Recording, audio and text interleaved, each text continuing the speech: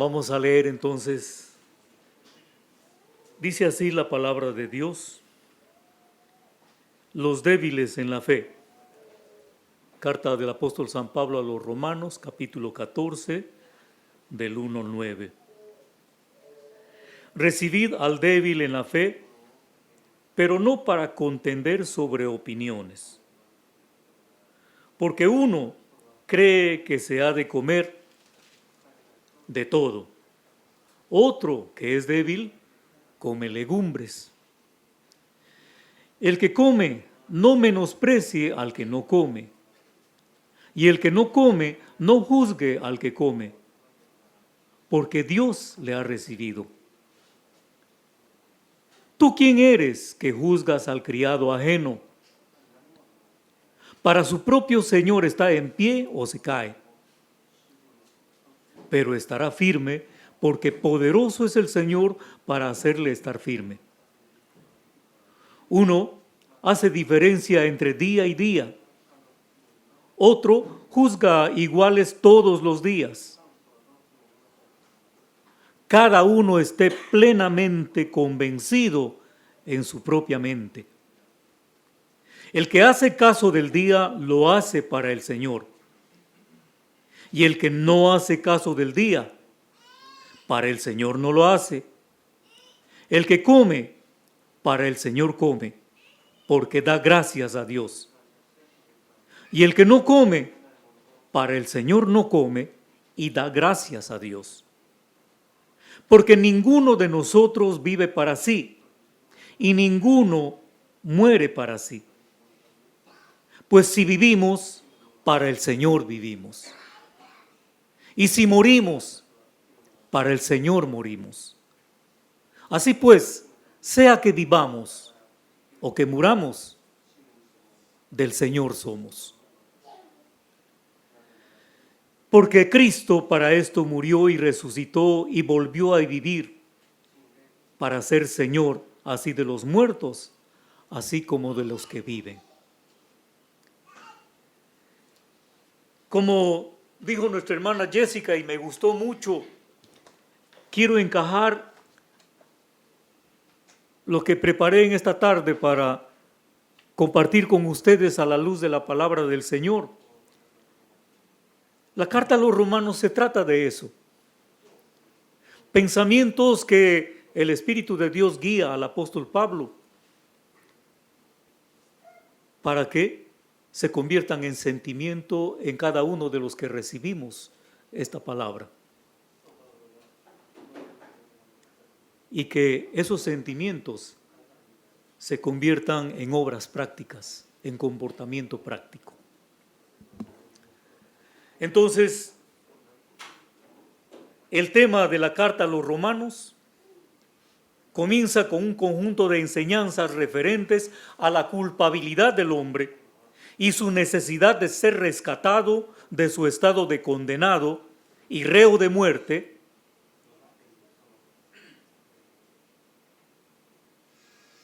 para dar como resultado la manifestación máxima del amor de Dios y su misericordia manifestados en la muerte de nuestro Señor Jesucristo en la cruz del Calvario en nuestro lugar. Y esto por gracia, como un regalo inmerecido.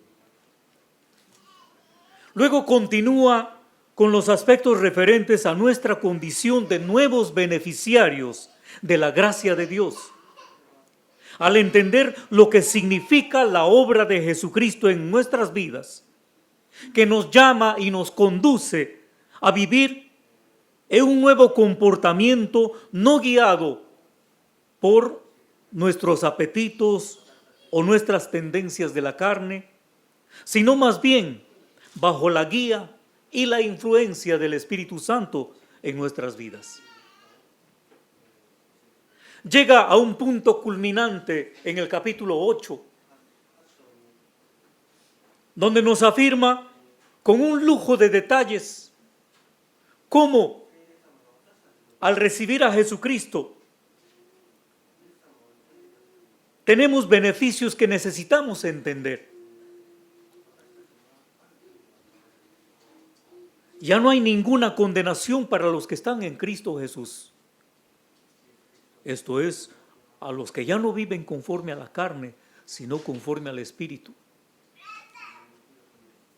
Y entonces la presencia del Espíritu Santo en nuestras vidas comienza a ayudarnos a asumir nuestra condición de ciudadanos del reino de Dios y de que nada ni nadie nos puede separar del amor de Dios que es en Cristo Jesús, Señor nuestro.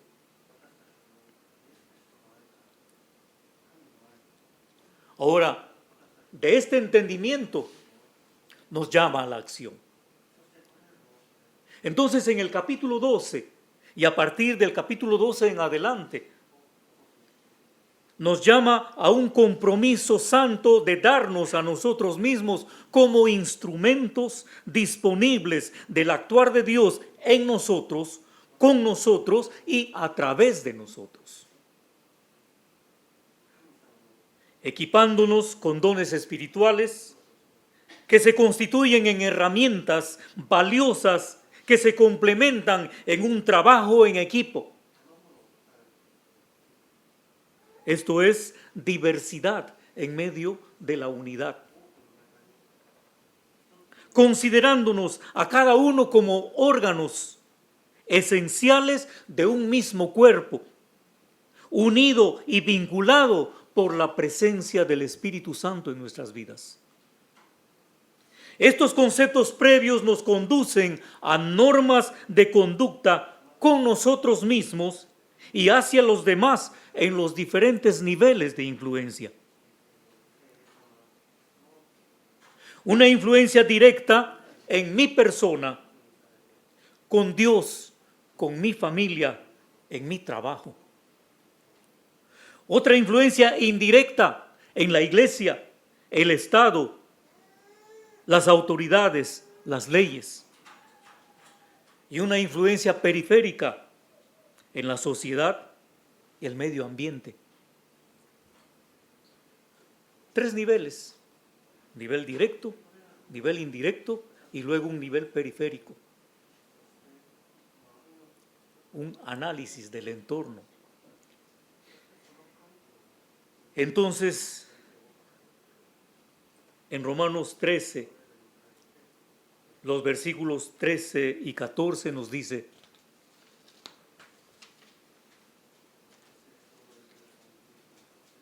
andemos decentemente como de día, no con glotonerías y borracheras, ni en pecados sexuales y desenfrenos, ni en peleas o envidia. Más bien, vístanse del Señor Jesucristo y no hagan provisión para satisfacer los malos deseos de la carne. Y luego a partir del capítulo 14 en adelante, como ya hemos leído, nos conduce a una responsabilidad en nuestra convivencia con nuestros semejantes, especialmente con nuestros hermanos en la fe, o sea, a la comprensión entre hermanos, entendernos los unos a los otros, comprendernos, sobrellevarnos. Cuando se refiere a la comida, dice, versículo 1 que ya hemos leído, reciban al débil en la fe, pero no para contender sobre opiniones. Es el punto de partida. Porque uno cree que puede comer de todo y que no come, y el débil solo come verduras. El que come no menosprecie al que no come. Y el que no come no juzgue al que come, porque Dios lo ha recibido. ¿Quién eres tú para juzgar a criado ajeno? Para su propio Señor está en pie o cae, pero será afirmado, porque poderoso es el Señor para afirmarle. Somos del Señor. En lo que se refiere a los días de descanso, dice, mientras que uno hace diferencia entre día y día, otro juzga iguales todos los días. Cada uno esté convencido en su propia mente. Los que trabajamos en Ovento, a veces nos olvidamos qué día es hoy, porque la fábrica donde trabajamos trabaja todos los días. Y por la gracia y la misericordia de Dios a mí me dieron descanso sábado y domingo. A pesar de que originalmente me habían dicho que debía descansar miércoles y sábado. Todo fue que justo en agosto yo estaba destinado a predicar un domingo 23, algo así. Yo empecé a trabajar el 30 de julio. Y cuando me dieron mis días de descanso, miércoles y sábado, me sentí triste. Dije, ya no voy a poder asistir los domingos. Así que como ya estaba programado para el domingo 23, me acerqué a mi jefe superior, a mi jefe inmediato superior, y le dije si por favor me podía dar descanso el domingo 23 de agosto. Me dice, ¿y por qué? Asisto a una iglesia evangélica y estoy programado para predicar ese día. Me dice. ¿Y si te doy descanso todos los domingos en vez de miércoles?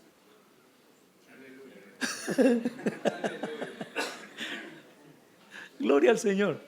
Yo le dije, bendición para ustedes y para mí el cielo. Amén.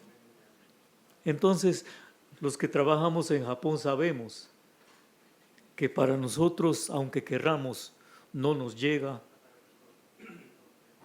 guardar un día específico.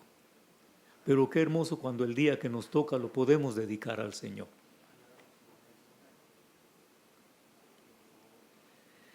Entonces, mientras uno hace diferencia entre día y día, otro juzga iguales todos los días. Cada uno esté convencido en su propia mente.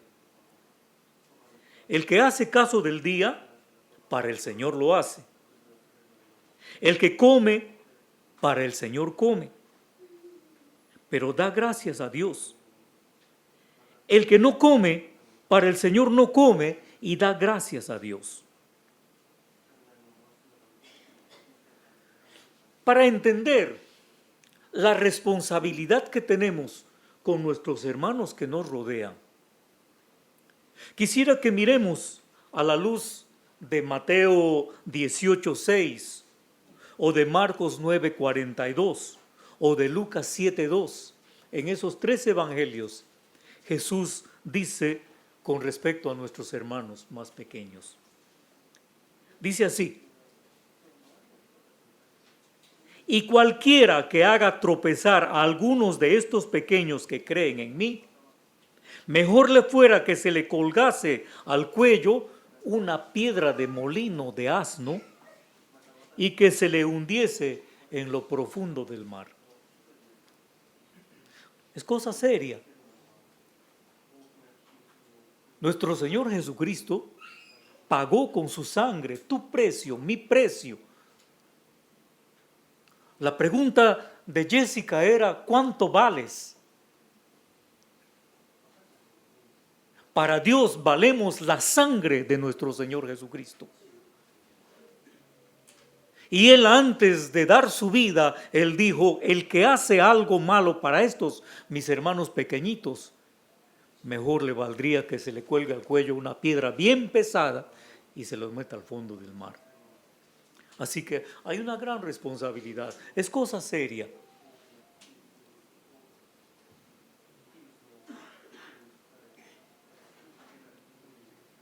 Pablo continúa diciendo en el versículo 7, porque ninguno de nosotros vive para sí y ninguno muere para sí. Del Señor somos, le pertenecemos a Él. En mayo de 1993, Rosa y yo ya vivíamos en Ibaraki. Yo recién acababa de conseguir trabajo en una planta de producción de moyashi. Por largo tiempo en ningún sitio me querían aceptar por este brazo malogrado. Rosa, que ya había estado trabajando en Hiratsuka, acá en Kanagawa, renunció a ese trabajo para venir a trabajar juntos conmigo en esa misma fábrica, ya que separados duplicábamos el presupuesto y teníamos nuestros hijos todavía en Perú, todavía estábamos pagando nuestro pasaje de venida. Empezamos a congregarnos en la iglesia Holiness de Yasato, al pie de Monte Tsukuba. El pastor de aquella iglesia nos presentó como los primeros extranjeros que visitábamos aquella congregación.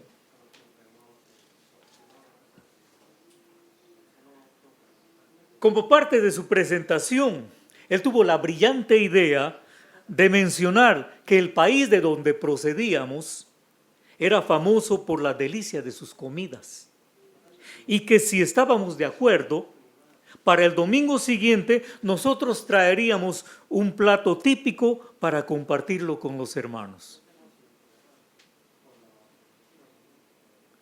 Yo le traduje a Rosa lo que el pastor acababa de mencionar en inglés para nosotros y ella aceptó de buena gana. Y como le gusta preparar comida y tiene la habilidad para sazonar, al domingo siguiente llevamos para el almuerzo un delicioso arroz con chancho. Muy bien preparado y con una fragancia como para romper con todas las dietas. Una vez servidos los platos, sentados alrededor de la mesa todos los hermanos, estábamos todos juntos en el comedor a la hora del almuerzo y llegó el momento en que había que explicar cómo había sido preparado este delicioso plato, qué ingredientes se usaron.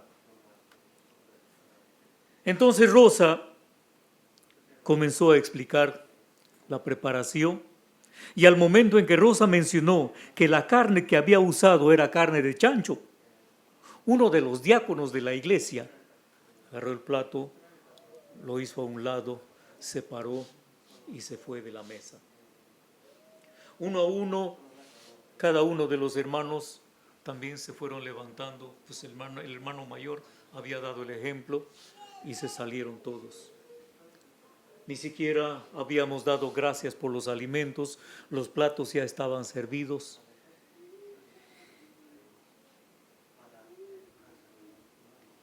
Nosotros, cuando se dio por terminado el almuerzo que nunca llegó a probarse, nos sentimos muy afectados, especialmente Rosa. Nos consolamos comprendiendo su actitud a la luz de Romanos 14, 1 y 2. Pero nuestra relación con ellos jamás volvió a ser de verdadera armonía. El pastor nos trató de explicar, nos mencionó que la procedencia de estos hermanos era de tradición budista y que no acostumbraban comer carne de cerdo. Pero el daño ya estaba hecho. Nuestra economía no era la mejor en ese momento y todo el gasto ocasionado para nosotros había sido altamente significativo. Aunque cuando las cosas se hacen con amor, lo demás es lo de menos.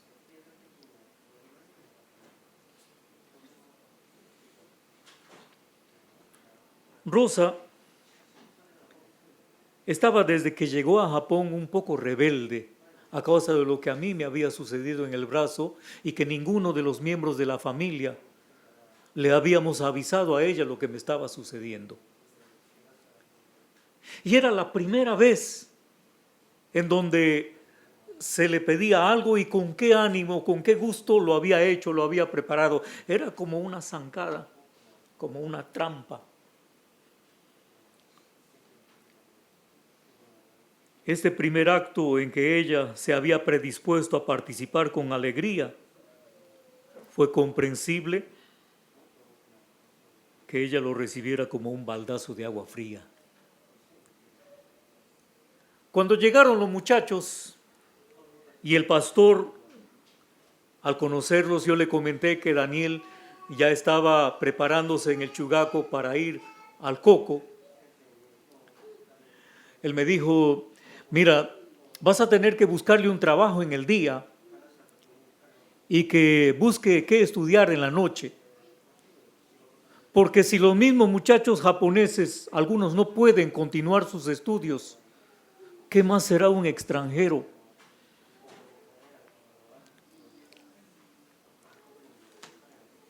Nunca llegamos a sentirnos en casa en esa congregación.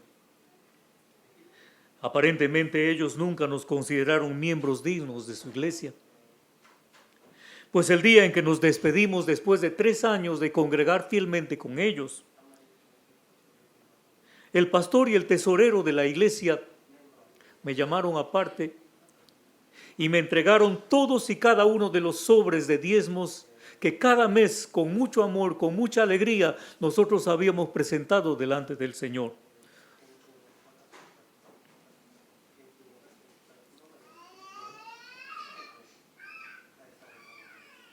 Para nosotros fue una prueba difícil, teniendo en cuenta que nunca antes habíamos recibido una preparación como misioneros transculturales. No teníamos ni idea de enfrentarnos a un racismo tan exagerado.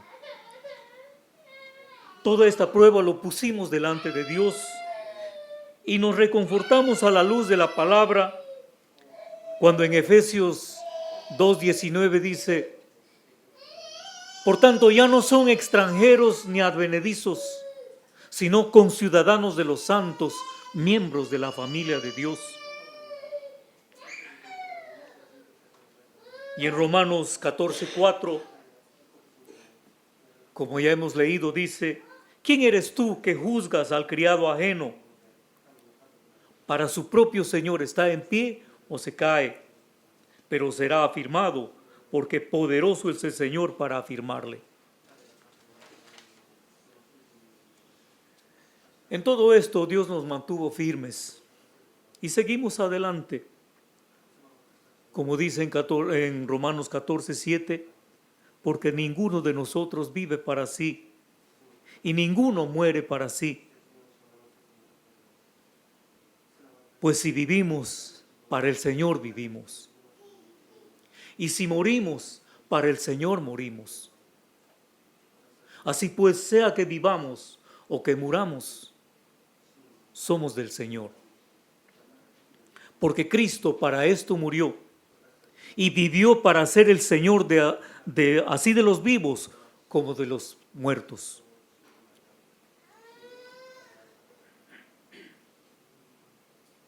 En agosto de 1987 estábamos en Cajamarca, toda la familia. Yo acababa de empezar mi trabajo como perito de créditos del Banco Agrario. Mi primera salida al campo sería hacia el distrito de La Esperanza, en la provincia de Cajamarca. Mi cartera de créditos para ese viaje correspondía al sector de Zapuc, en el área del caserío del mismo nombre. El propósito del viaje era cobranzas. El día viernes a las 6 de la mañana salimos desde la oficina de la sucursal en Cajamarca en la camioneta del banco, el conductor y 2 ingenieros más que vendrían juntos conmigo, solo que a caseríos diferentes. dentro del mismo distrito. Después de 1 hora de viaje, llegamos a la plazuela del distrito de La Esperanza y un ex compañero de estudios de mis colegas que venían juntos conmigo nos invitó a tomar desayuno y luego de alguna conversación, chacotas de siempre, entre ex estudiantes de una misma universidad, llegó el momento en que cada uno de nosotros tendría que partir hacia su destino. La camioneta del banco regresaría a la oficina y luego volvería para nosotros una semana después. Entonces, una vez que averigüé en qué dirección tenía que caminar para llegar hasta el caserío de Zapuc,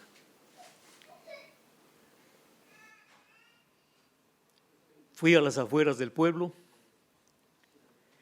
y me di con la tremenda sorpresa de que no había una sola persona que me acompañara en el viaje. Yo sabía de que algunas veces venían con caballo y nos llevaban hasta el lugar a donde debía ir.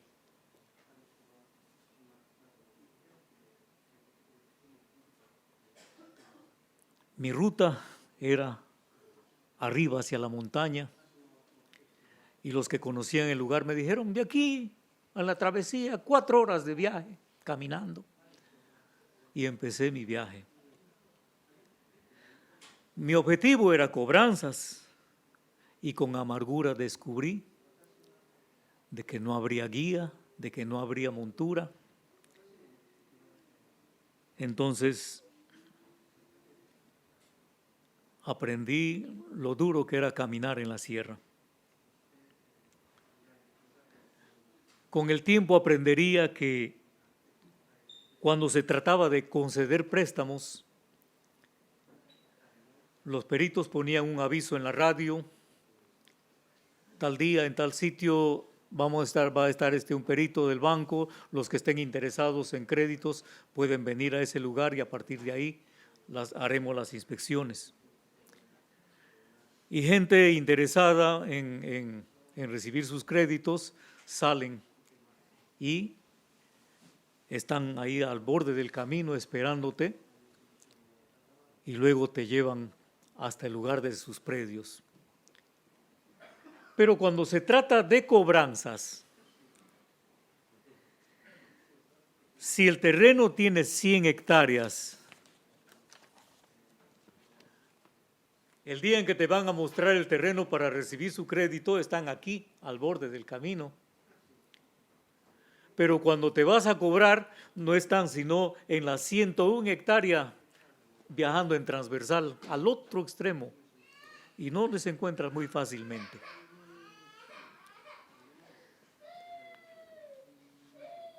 Por mis orígenes en la selva del Perú, estaba acostumbrado a caminar en el campo.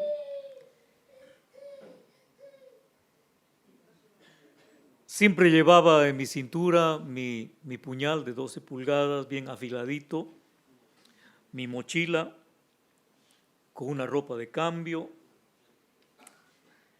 una linterna y un paquetito de sal, un puñadito de sal. Ya en las afueras del pueblo corté una rama lo suficientemente gruesa que me serviría de bastón y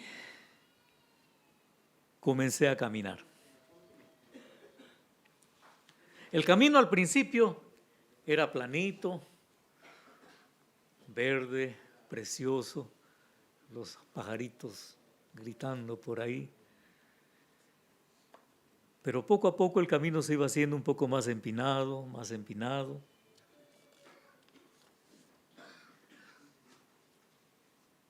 Y a medida que avanzaba, la claridad del día se fue poniendo gris. El cielo despejado al principio se fue llenando de nubes. Mientras avanzaba, a paso rápido al principio, luego un poco más lento, más lento.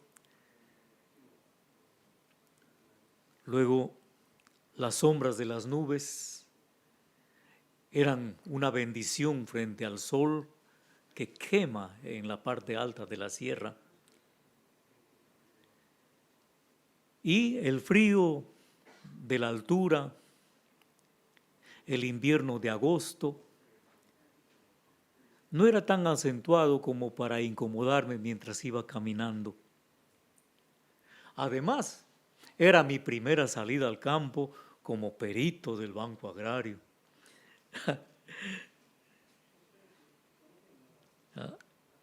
Había empezado un trabajo seguro, después de tantos contratos mal pagados. Había logrado el sueño de todo profesional de ese tiempo, de conseguir un trabajo estable.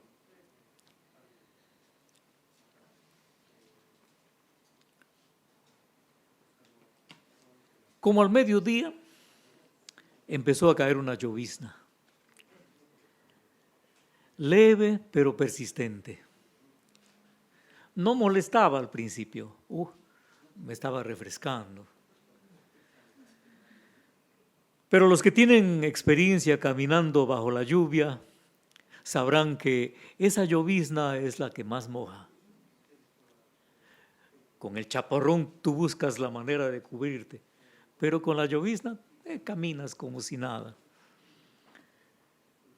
Pero muy sutilmente esa pequeña llovizna va penetrando. Poco a poco vas sintiendo tu ropa pesada. Y en un momento a otro, a medida que vas caminando, ya no sabes si lo empapado de tu cuerpo es por el sudor o por la lluvia que ya te terminó de mojar, pero terminas sencillamente empapado. A medida que mi caminar se hacía más lento, ya sea por el cansancio, por el peso de la mochila y por el peso de la ropa que ahora sí pesaba, el camino se hacía más empinado y llegué al pie mismo de la montaña. Al lado izquierdo estaba la pared de la montaña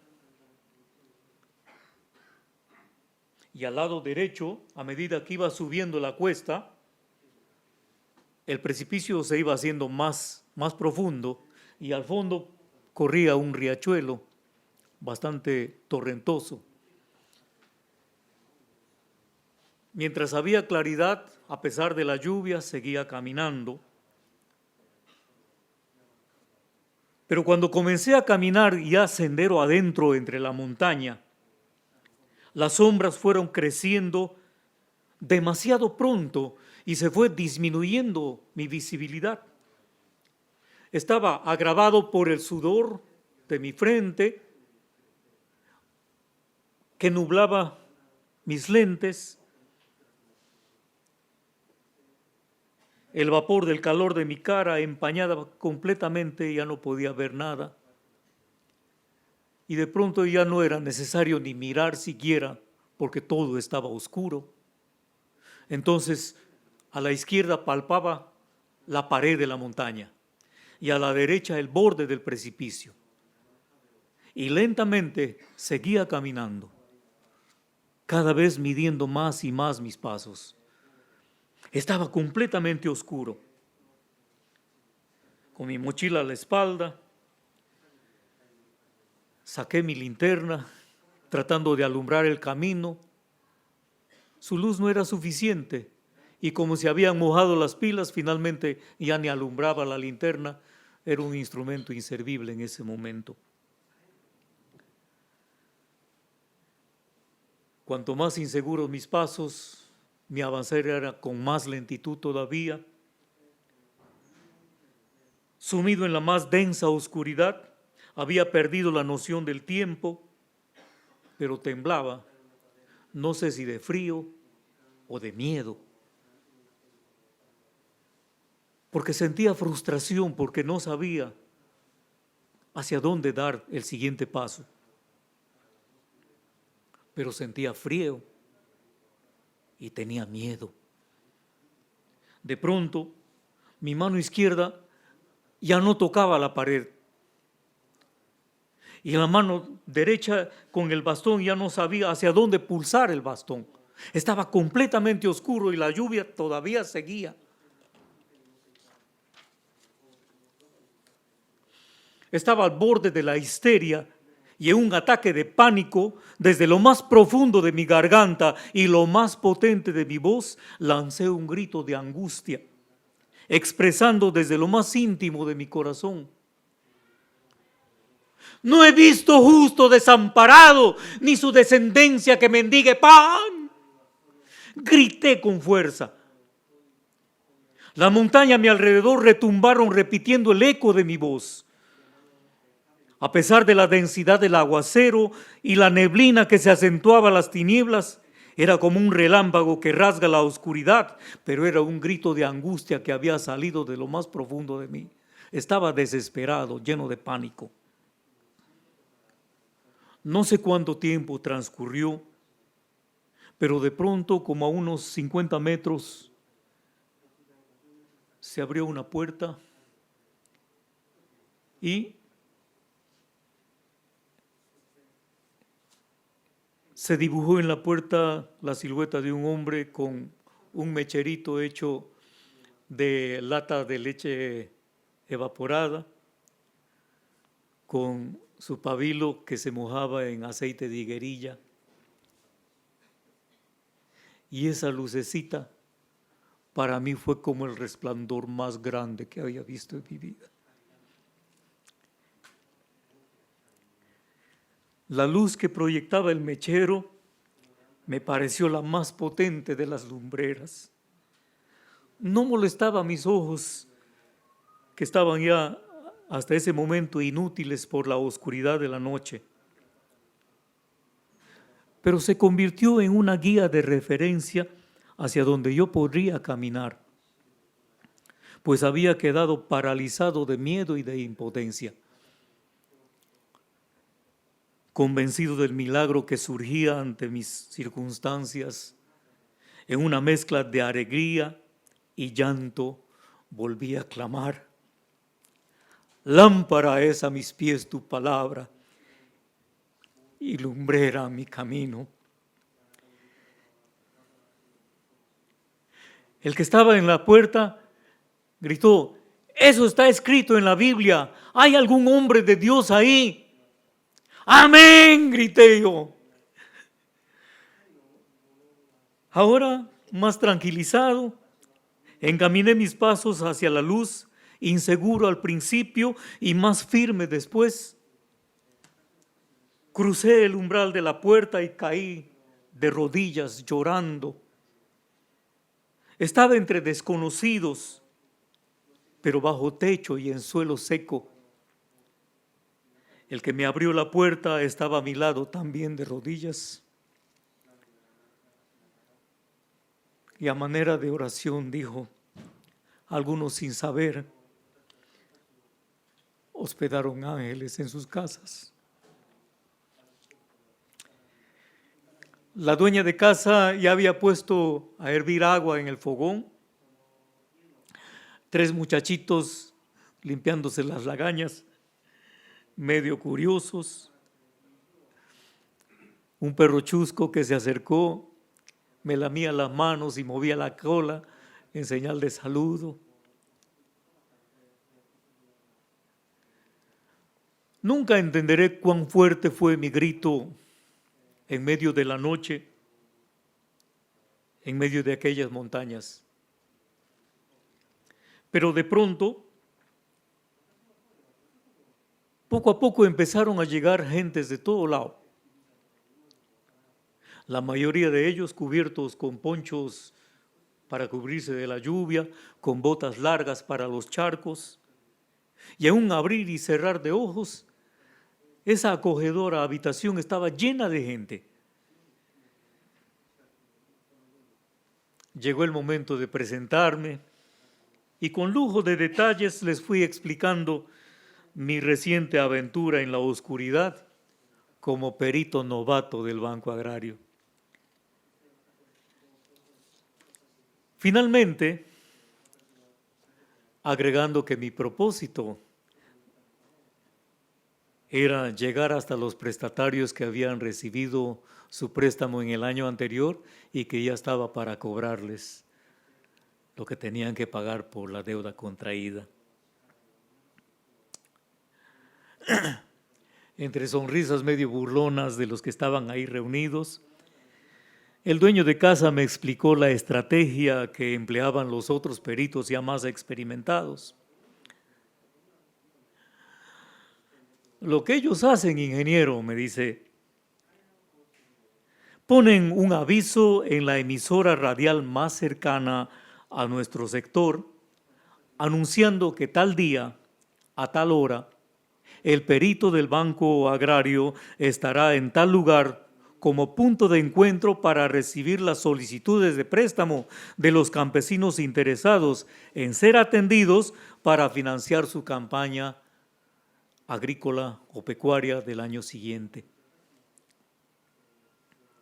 Entonces, nosotros que siempre estamos atentos a la radio y que queremos recibir el crédito agrario, nos alistamos para salirles al encuentro en la fecha y el lugar indicado, llevando uno o más caballos que servirán para movilizar a nuestro ingeniero para hacer las inspecciones necesarias.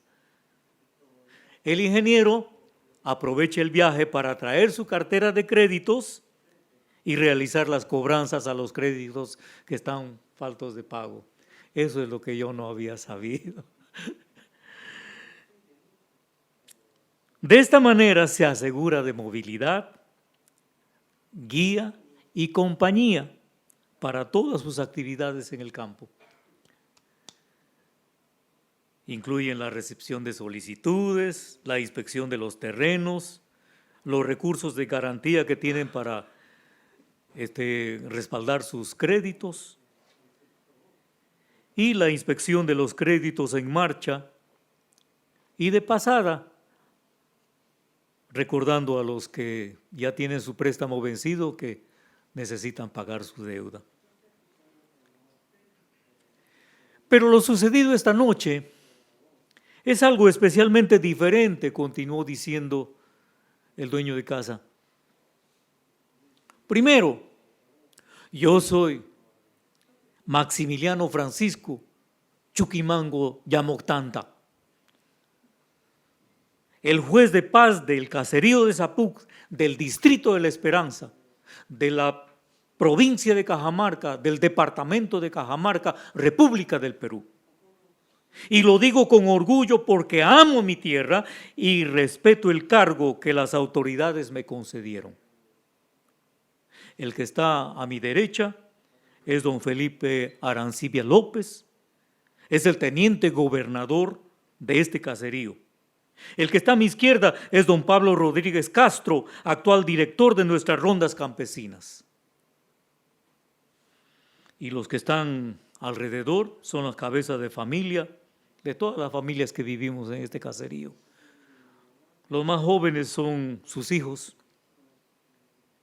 En segundo lugar, todos aquí somos prestatarios del banco y con un solo bramido nos has convocado a todos con tu llegada y te va a ser sencillo cumplir con tu misión entre nosotros por el tiempo que sea necesario. En tercer lugar, y para mí el más importante, es que todos aquí somos cristianos, creyentes, aunque de diferentes grupos, ya que aquí habemos presbiterianos, bautistas, de las asambleas de Dios y adventistas. Todos somos una familia. Cada grupo tiene su propio lugar de reunión a diferentes horas, los domingos y los sábados los adventistas. Pero si podemos, todos o casi todos estamos en cada una de las reuniones.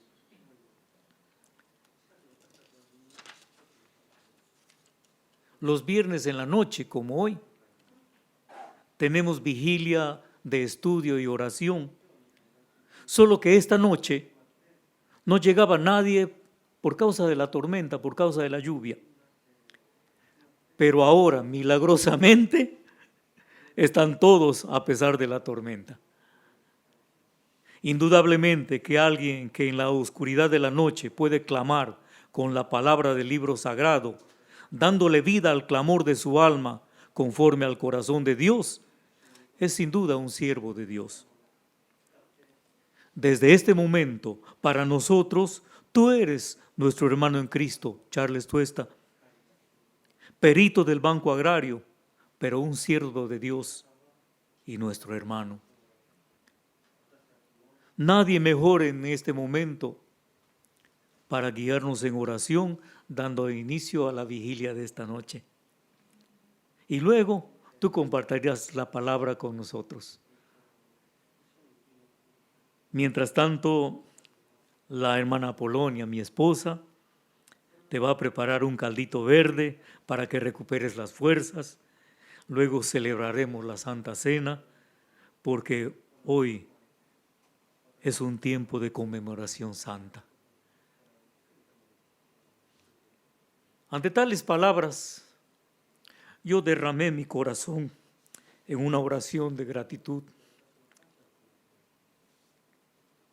Mientras todos llorábamos agradecidos, porque Dios es bueno en gran manera. Aún estaba con las ropas mojadas, sobre la mesa había ya un plato humeando de caldito verde y don Maximiliano me llevó a una habitación, me prestó un cambio de ropa y mi ropa mojada al día siguiente lo lavarían.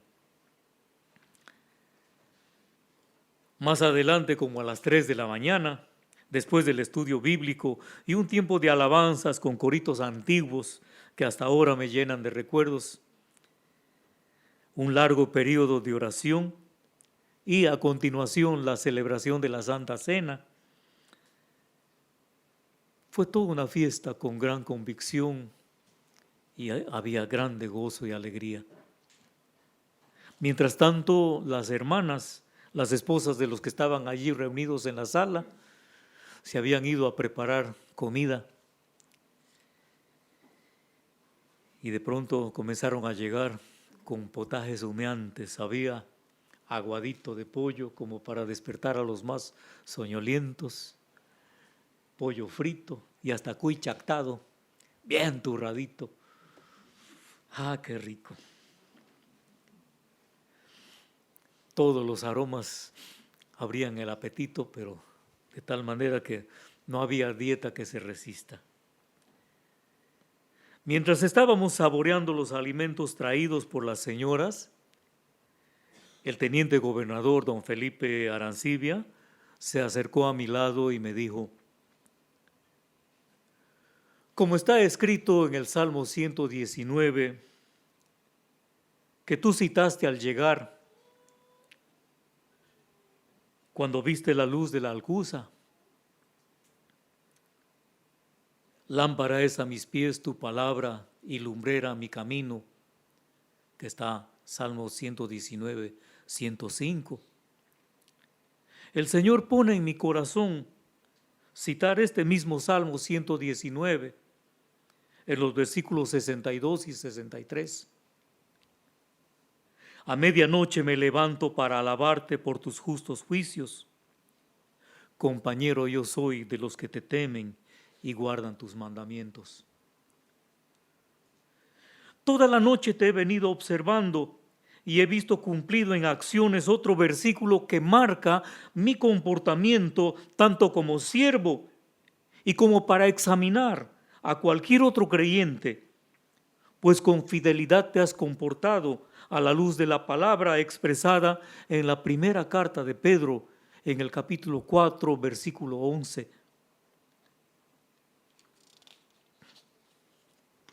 Si alguno habla, hable conforme a las palabras de Dios.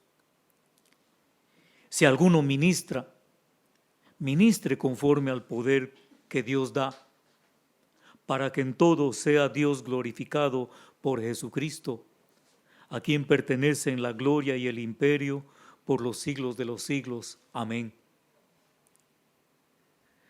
Delante de todos los aquí reunidos te declaro en mi condición de líder local de la Iglesia Adventista del Séptimo Día que para mí desde este día eres sacerdote y profeta, no importándome la iglesia de donde vengas, ni la fe que profeses, porque en esta noche nos has convocado con voz de arcángel, nos has conducido delante del trono de Dios con la dulzura de tus oraciones, como el más consagrado de los sacerdotes. Nos has deleitado con la potencia de tu voz durante la alabanza, como el más entusiasta de los levitas.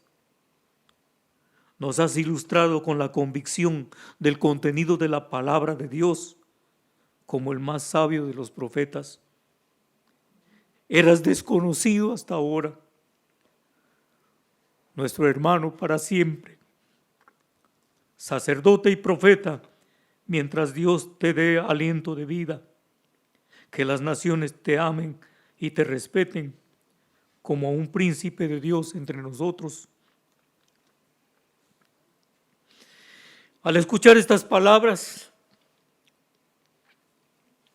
volví a doblar mis rodillas en humildad, en mi condición de siervo inútil que solamente había hecho lo que debía hacer y que sin embargo estaba contemplando la gloria de Dios. Afuera seguía lloviendo y hacía frío en medio de la serranía. En el anonimato de un pequeño caserío de la sierra.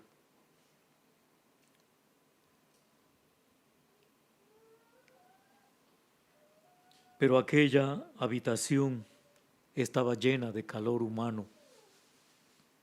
Había convicción de la presencia de Dios, un Dios omnipresente que está en todas partes, pero cuya presencia se siente allí donde invocamos su nombre.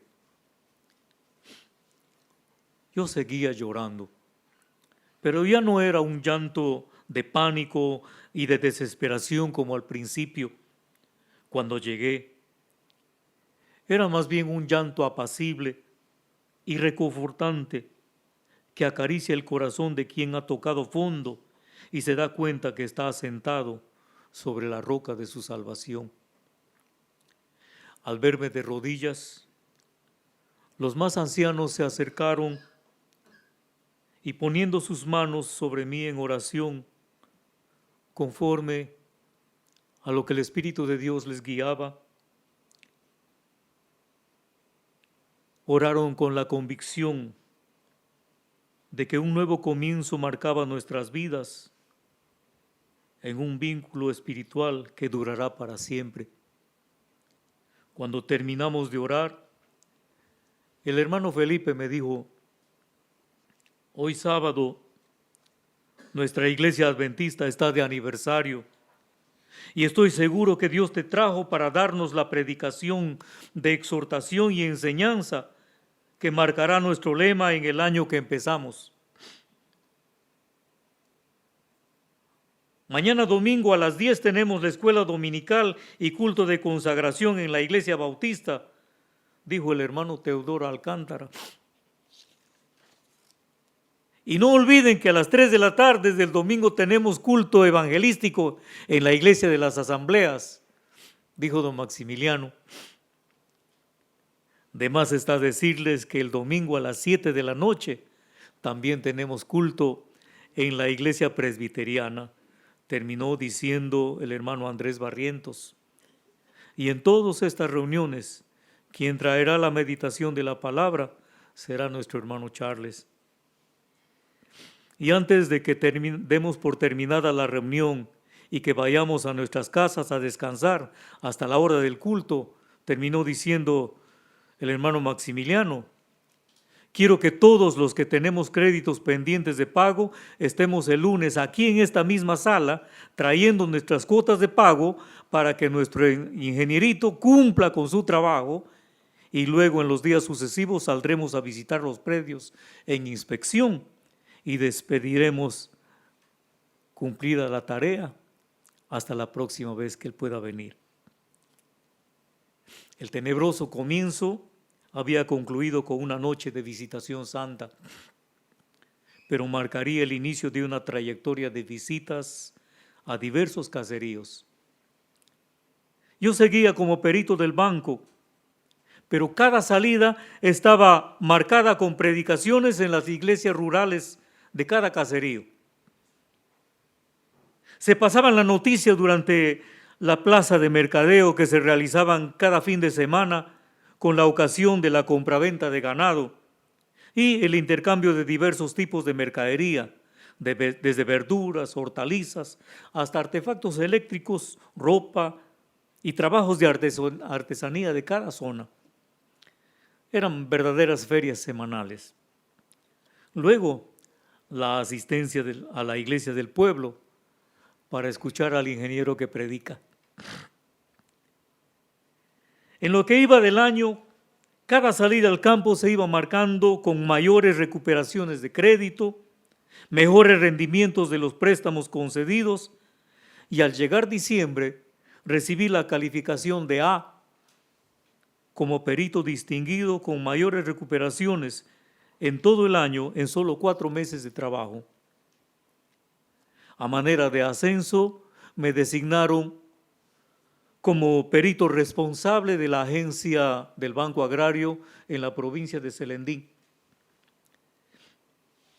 incluyendo sus 12 distritos y la provincia de Bolívar del Departamento de la Libertad al borde del río Marañón. Los comerciantes de ganado que visitaban las ferias y las plazas pecuarias habían difundido la noticia del ingeniero que predicaba. Y de nuevo la bendición se manifestó en la fidelidad y el aprecio de los prestatarios de estos distritos también. A final de 1988, de nuevo perito A, y al finalizar 1989, estaba en la lista de los 83 funcionarios del banco a nivel nacional, calificados para postular a una beca integral para realizar estudios de posgrado en Administración de Empresas en ESAN, la escuela de administración de negocios más prestigiosa de Sudamérica, que se encuentra ubicada en Monterrico, en Lima, Perú. De los 83 postulantes, 23 aprobamos el examen y fuimos admitidos, y así, en medio de un grupo selecto de estudiantes de todo el país, ahora estaba estudiando un programa de maestría con todos los gastos pagados, mientras que mi familia, mi esposa y mis 3 hijos disfrutaban de lo íntegro de mi salario mensual, viviendo en Piura, en la casa de mi suegro. En el transcurrir de aquellos años me hospedé en las casas de mis hermanos en Cristo, todos ellos con diferentes costumbres y hábitos alimenticios, especialmente los adventistas que no comen carnes y prefieren verduras y legumbres, y que guardan severamente el día sábado como el día de reposo. Hasta los católicos que me brindaban comida que había sido ofrecida como voto en sus fiestas patronales, o la carne de los toros que habían sido sacrificados después de las corridas de toros en sus fiestas. Siempre me preguntaban como precaución si podía o no comer tal o cual comida, y en medio de la familiaridad que habíamos desarrollado yo les contestaba: yo no pregunto cuántos son, sino que vayan saliendo. Y además está escrito en Romanos 14:17, porque el reino de Dios no es comida ni bebida, sino justicia y paz y gozo en el Espíritu Santo. Como habrán podido observar en lo que dije al principio de este testimonio, mi punto de partida en Zapuc estuvo rodeada de los jueces de paz, de los gobernadores o tenientes gobernadores, el alcalde o teniente alcalde, los presidentes o jefes de las rondas campesinas de cada distrito o de cada caserío. Autoridades que, habiendo sido nombradas por el gobierno, eran instrumentos de Dios que respaldaban y protegían mi desempeño como perito de créditos del Banco Agrario, un banco de fomento del Estado, o sea, también yo una autoridad en el área de asesoramiento técnico y financiero para los campesinos de mi país. Conforme a Romanos 13, 1 al 5, que ya ha sido explicado por nuestra pastora en domingos anteriores, las autoridades puestas por Dios al servicio del pueblo merecen nuestro respeto, merecen nuestra atención y que oremos por ellos. A manera de conclusión, quiero decirles que el apóstol Pablo mira todos estos conceptos a la luz de su propia experiencia. Y en esta tarde, esa debería ser nuestra actitud al abrir un paréntesis a la luz de Gálatas 2:20, donde dice: con Cristo estoy juntamente crucificado, y ya no vivo yo, mas Cristo vive en mí. Y lo que ahora vivo en la carne, lo vivo en la fe del Hijo de Dios, el cual me amó y se entregó a sí mismo por mí. Y cerrar este paréntesis a la luz de Romanos 14, 7 al 9, porque ninguno de nosotros vive para sí,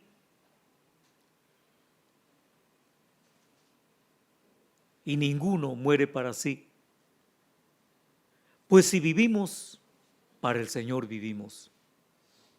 Y si morimos, para el Señor morimos.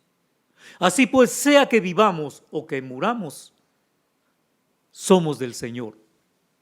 Porque para eso Cristo murió y vivió, para ser el Señor, así de los muertos como de los que viven. Oremos, hermanos. Bendito Dios, Señor nuestro, estamos delante de tu presencia, Señor. Que nuestra vida, nuestro testimonio, las experiencias que nos ha tocado vivir, Señor, puedan ser lecciones que cada día nos permitan estar siempre, Señor, delante de tu presencia, buscando tu rostro, buscando tu voluntad y cuidando que los que nos rodean, Señor, no sean lastimados por nuestro comportamiento, por nuestra manera de pensar o por nuestra manera de decir o hacer las cosas. Dios eterno, líbranos de ser piedra de tropiezo para los que nos rodean. Señor eterno, que podamos ser el hermano mayor que conduce a nuestros hermanos menores. Que como hermanos menores también podamos aprender a respetar y podamos, Señor, mirar e imitar el buen ejemplo de nuestros hermanos mayores. Y así, Señor, podamos ser imitadores de Cristo, porque la luz de Cristo se refleje para que el mundo sepa que tú eres real. En esta tarde bendice a cada uno de mis hermanos y guíanos, Señor, en el propósito para el cual tú nos has llamado, para que caminemos en tu verdad y en tu justicia. En el nombre precioso de tu Hijo, nuestro Señor Jesucristo. Amén. Que Dios les bendiga, hermanos.